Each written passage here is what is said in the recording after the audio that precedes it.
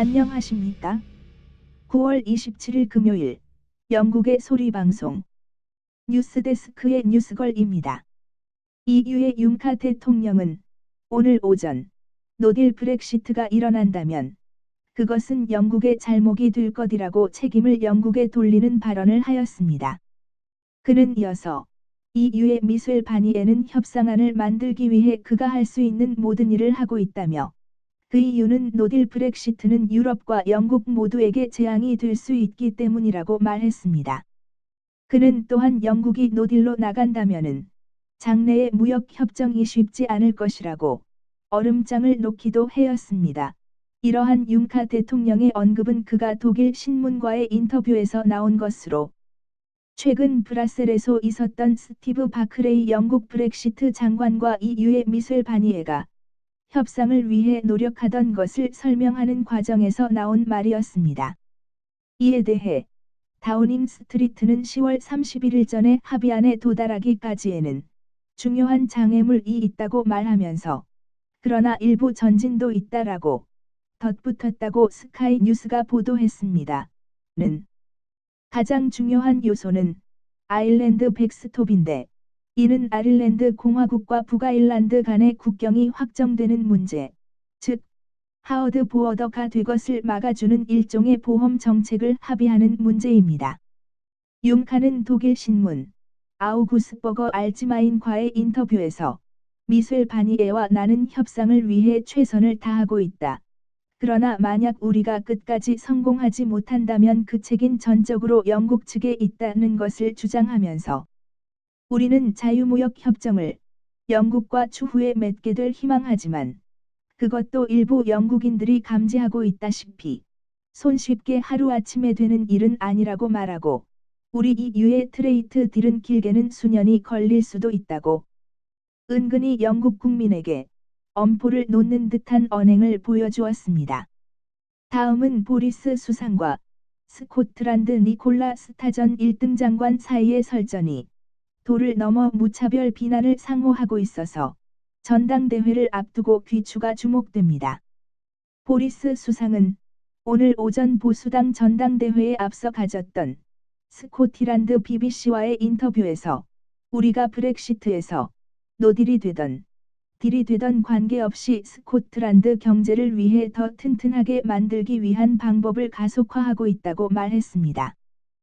또한 스코틀랜드 독립을 위한 두 번째 국민 투표를 한다는 계획에 강한 반대를 표시하면서 그들이 영연 방내에서 가장 세금이 높은 나라라고 말하고 그들은 건강 정책에서도 잘 못하고 있고 교육 부문에서도 잘하지 못하고 있다고 비난했습니다. 나는 우리 정부가 투자하고 있는 자금이 그러한 서비스들을 위해서 제대로 사용되길 희망한다고 첨언했습니다.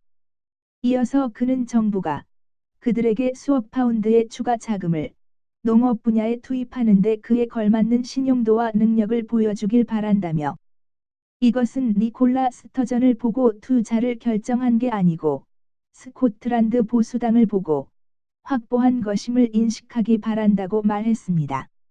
한편 니콜라 스타전 1등 장관은 2020년 중반에 영연방으로부터 독립하기 위한 국민 투표를 하길 바란다고 이미 말했고 이에 대해 존슨 수상은 반대의 뜻을 이미 말했었습니다. 그는 목요일 BBC 인터뷰에서 우리는 이미 2014년에 이 문제를 놓고 국민 투표를 했다. 그리고 우리는 스코틀랜드 사람들에게 이런 투표는 1세대에 한 번쯤 할 일이란 것을 약속했었습니다. 무엇보다도 스코틀랜드 국민의 다수가 영국에 남아있겠다고 투표했었는데 그것은 아주 잘된 선택이었습니다. 그리고 국민들도 1세대에 한 번 할 일이라는 데 동의했고 그렇게 약속했었습니다. 그들이 그런 약속을 잘 지키기 바랍니다. 이렇게 서로 비난하게 된 이유가 여러 가지 있었지만 첫째는 스코틀랜드 보수당 대표들이 하원에서 야당과 야합하여 토리를 공격하고 있고 브렉시트를 반대하며 유럽 잔류를 주장한다는 사실입니다. 더욱 보리스 수상의 속을 뒤집은 것은 니콜라 스타전 1등 장관이 수요일 트위터에 보리스 수상은 믿을 수 없는 사람이고 언행이 일치하지 않는 비겁자라고 직접적으로 보리스 수상을 모욕하는 글을 트윗하면서 웨스터민스터의 야당들은 연합하여 불신임 결에 통해서 보리스 정부를 무너뜨리고 빠른 시일 내에 총선을 하라고 트윗에 덧붙어섰기 때문인 것으로 알려졌습니다. 다음은 유럽의 난민 문제와 관련이 있는 시리아 터키 국경 지역의 현 상황을 BBC 뉴스에서 발췌한 것을 보도하여 드리겠습니다.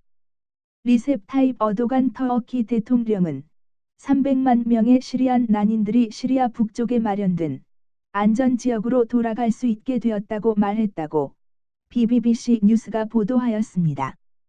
안전지역은 미국과 협력 아래 이미 설치되었으며 시설들을 보강시키는 작업을 하고 있다고 설명하였습니다.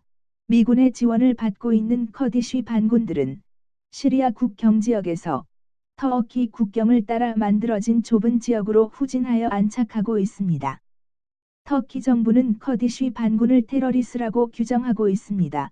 어도간 대통령은 이러한 결정은 앙카라에서 러시아 대통령과 이란 대통령이 회담한 직후에 이루어진 것이라고 발표했습니다. 회의에서 결정되었던 사항은 다음과 같습니다. 첫째, 터키는 시리아 내에 안전지역을 건설한다. 둘째, 시리아 난민은 이스탄불을 특정 기일 내에 떠나야 한다. 셋째, 북시리아 지역에서 전투를 하지 않는다. 커드 난민들은 어도가 대통령의 계획에 아직 공식적 응답이 없지만 그들이 강력히 반대할 것은 자명한 일이라고 BBC는 보도합니다. 현재 터키에는 2011년 시리아 내전 이후 360만 명의 시리아 난민들이 넘어와 살고 있습니다. 최근 안전지역으로 불과 1000여 명의 난민이 반군들과 지하디스트들이 점령하고 있는 이들리브에서 터키 국경 근처 북쪽으로 옮겨왔습니다. 2016년 EU 정부는 시리아 난민들을 유럽으로 유입되지 않게 터키가 강력 통제한다는 약속 아래 60억 유로의 지원금을 지급하기로 협약을 맺었습니다. 터키는 여지껏 30억 유로 밖에 지불되지 않았다고 불평하고 유럽 정부는 56억 유로가 집행되었다고 주장하고 있습니다. 시청해 주셔서 감사합니다.